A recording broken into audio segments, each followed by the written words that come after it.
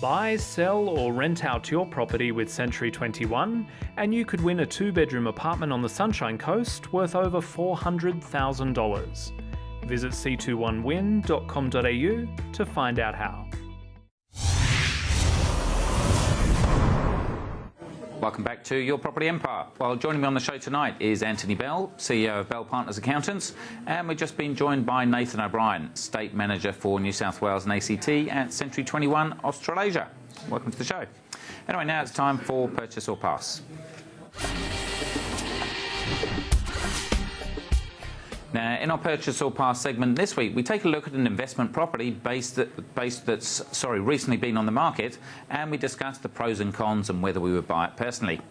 So we've got a 2-bed, 1-bath unit with lock-up garage, 8.4 kilometres from the CBD, and just 130 metres to put your toes on the sand of the local beach.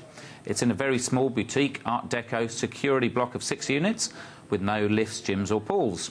There's 2 large double bedrooms, a deluxe gallery kitchen and a designer bathroom with separate shower and bath. Now, whilst it's not on title and hasn't been advertised as such, it is possible to park a second car outside your garage. So, jumping to you, Nathan, what are your initial thoughts on it? Generally speaking, Chris, I think it looks to be a well-maintained property. It is looking a little bit old, but it presents well. Yep, sounds good. Now, Anthony, it's very good of an estate agent, to be honest, and to not advertise it as 2 spaces when it's only 1. Yeah, so I think if you're getting it for free, then it's an excellent proposition. But if you're paying for it, I'd be obviously checking the contract and checking what the real rights to that property actually are. Look, I think that probably ticks a lot of the boxes. I wouldn't say all of them, but I think it does. The age of the building, as was just mentioned, is a very poignant piece to take into control, and so the body corporate and where that's all up to me would be high on the examination list. But I'm a like for it. And look, I mean, that's probably one of the things, is having a small block. People say, why should I have a small block rather than 100 people in there? If you've got 6 people to convince, and I'm sure you guys deal with these strata issues, how easy is it to deal with 6 people to make a decision versus 100? Oh, absolutely. It's a lot easier when there's less people involved. However, I think at the same time, I think overall, just going back to your questions, it's an appealing block. But I think also that can become a bit of a challenge at times with strata costs as well. So there's a bit of, you've got to weigh up the pros and cons. And also getting the right kind of things for the suburbs, because some people love the lifts, gyms and pools, but it could be argued, well, if the beach is right on your doorstep, why do you need all that kind of stuff? Best pool in the world, and you don't have to put and the chlorine in it. council pays for it. Yeah, that's right. Look, and I think that's important. I do like units that have outdoor space attached to them, meaning a balcony or some opportunity to actually just, while you're inside your on-title living space, that you get a shot at just walking out. Obviously the older Art Deco design opportunities don't come with that. But on the same token too, I'm still thinking of ticking all the boxes. Yeah, and again, the second parking, whether you've got it on title or not, in reality, if you can use it, how many renters and owners would die for something like that? Look, in a beachside place, you can only imagine parking on a Saturday or Sunday is going to be an absolute difficult thing to pull. So if it's through the body corporate records, it's not on title, but it's actually awarded to the owner of the strata, then I'm a like for it, and I think that that becomes a really important part. The second spot in today's sort of living, very rarely do they have just a family of 1 car, and it gives the option to bring other tenants in and or share apartments, which will push the rent up. Yeah, and look, I mentioned that the agent, we don't mention which agents are selling these properties or the addresses or anything, but look, he's done the right thing. He's advertising it 1 rather than 2. I guess from your perspective, being a estate manager, there must be a lot of pressure on agents now. Is you've got to do the right thing and you've got to advertise legally what it is. Oh, absolutely. You've got to not misrepresent the property in any shape or form. But I think, just you can hear me now. I've got a microphone on. But the fact that you've got the space there for a second car is a huge selling point, especially for when you're looking for the right tenant and really wanting to maximise your rent there. It's definitely a great value add to that property. Yeah, and again, probably going back to the clearance rates, our conversation right at the start of the show, these kind of things are so unique. The clearance rates on those are 90-100% no matter what the market, pretty much, aren't they? Well, at the right price. Yeah, hot demand on both sides, Chris. They've got hot demand obviously on clearance rates, which means that there'll always be an upward pressure on pricing.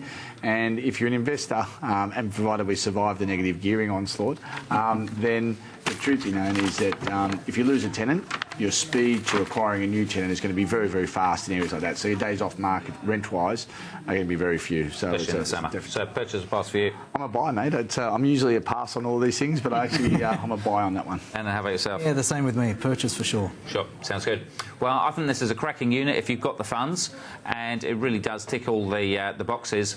The rent in winter is a bit more expensive, and so it can be sometimes dropping below the 4% at times, but I think the capital growth will more than compensate it, so I'd buy as well. Well, now it's time to take a look at the financial numbers, and we've got Nathan filling in for Charles Tarbey, so thanks for joining us. And we'll start off with the auction clearance rates. Thanks, Chris. National clearance rates this week overall are still doing quite well, although not as well as the same time last year. There's a slight improvement this week. This week we're actually sitting at 68.9%, which is actually about a 1.4% increase on last week, over last week for the national number. So now, we're always dying to know about homes advertised for sale. We're always after more stock, especially in the good areas. So any good luck sounds there for us. Look, from a drop three weeks ago to 2 weeks of increase in a row, we don't normally have this climb in stock around this period, but I don't actually think it's a bad thing. In fact, in fact, we feel we need more increases to stabilise the market. Most important point is that the amount of stock on the market overall has increased from this time last year. So this week, new stock, we're up 1.94%, and overall positive 9.53% in Australia. Wonderful. Well, that's encouraging. And how about the rent price movements? Rent price movements. Did you want to do New Zealand? Oh, we can do New Zealand if you've got New Zealand. As Charles is over there. Yeah. He is. That's so we send a cheerio to Charles, who is over there. I'm sure he'll be watching. Yeah.